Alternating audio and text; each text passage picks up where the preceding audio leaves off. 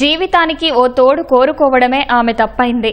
అండగా ఆసరాగా ఉంటాడని భావించిన వాడే వంచాడు. పెళ్లై భార్య పిల్లలు ఉన్నా కోట్ల విలువైన ఆస్తి కోసం మాస్టర్ ప్లాన్ వేశాడు.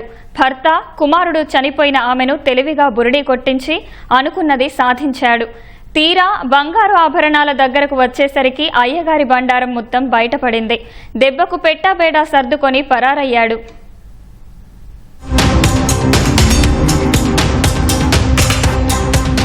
చిత్తూరు జిల్లా రామకుప్పం మండలం రాజుపేటకు చెందిన నాగమణికి చాన్నాళ్ల క్రితం బెంగళూరుకు చెందిన వెంకటప్పరెడ్డితో పెళ్లయింది. కొన్నేళ్ల క్రితం వారి కుమారుడు రోడ్డు ప్రమాదంలో మృతి చెందాడు. ఆ బెంగతో భర్త వెంకటప్పరెడ్డి అనారోగ్యంతో మరణించారు. కొన్నాళ్లకు ఆమె మరో వివాహం చేసుకోవాలని నిర్ణయించుకుని మధ్యవర్తి మహిళను ఆశ్రయించారు. ఆ మహిళ చిత్తూరు జిల్లా బంగారుపాళ్యం మండలం శేషాపురానికి చెందిన శివప్రసాద్కు ఈ విషయాన్ని చెప్పింది. అప్పటికే అతడికి భార్య కుమార్తె ఉన్నారు.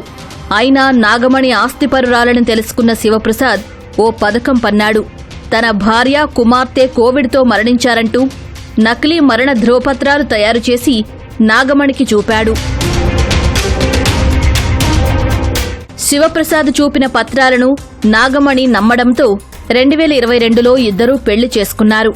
ఆమె ఆస్తిపై కన్నేసిన శివప్రసాద్ ఆర్బీఐ నుంచి కోట్లలో సొమ్ము రానుందని చెబుతూ కొన్ని నకిలీ పత్రాలు సృష్టించి ఆ నగదు దక్కాలంటే కొంత సొమ్ము ఆర్బీఐకి చెల్లించాలని నమ్మించాడు.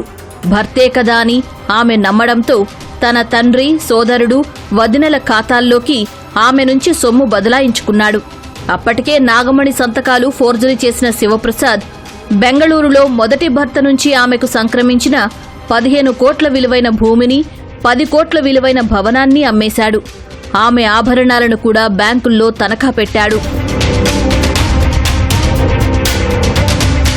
ఓ రోజు బంధువుల పెళ్లికి వెళ్లాల్సి ఉండడంతో ఆభరణాలు కావాలని శివప్రసాద్ని నాగమణి కోరగా అప్పట్నుంచి పత్తా లేకుండా పోయాడు.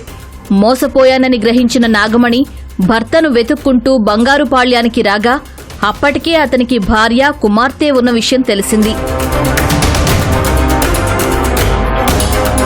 అదే ఆర్బీఐ ఇంకా డబ్బులు వస్తుంది, నేను ఇస్తాను, డబ్బులు అడిగి నేను ఇస్తే లెటర్ చూపించాను. నాకే సరే చెప్పి నన్ను నమ్మి వాళ్ళు డబ్బులు ఇస్తానా. 15 కోట్లన్నా అదే జమీన్ అమ్మి తిరిగా ఇల్లు అంగళ్ళు ఉండనా, అది బాడికి వస్తా ఉండే దాన్ని అమ్మి ఆ డబ్బులు ఇచ్చిందన్నా. ఎల్ఐసీలో డబ్బులు వచ్చేది అది కొడుకుదన్నా, కొడుకుది నాది ఉండే ఆ డబ్బులు వచ్చిండే అప్పుడు ఇస్తే వాళ్ళకి. పెండ్లా ఉంది, బిడ్డ ఉంది అని తెలిసా అన్నకు నేను రాణించుకోలేదు. డిసెంబర్లో పోయినాడు. నిలువునా మోసపోయానని గ్రహించిన బాధితురాలు నాగమణి ఎస్పీ మణికంఠను ఆశ్రయించి న్యాయం చేయాలని విన్నవించుకుంది.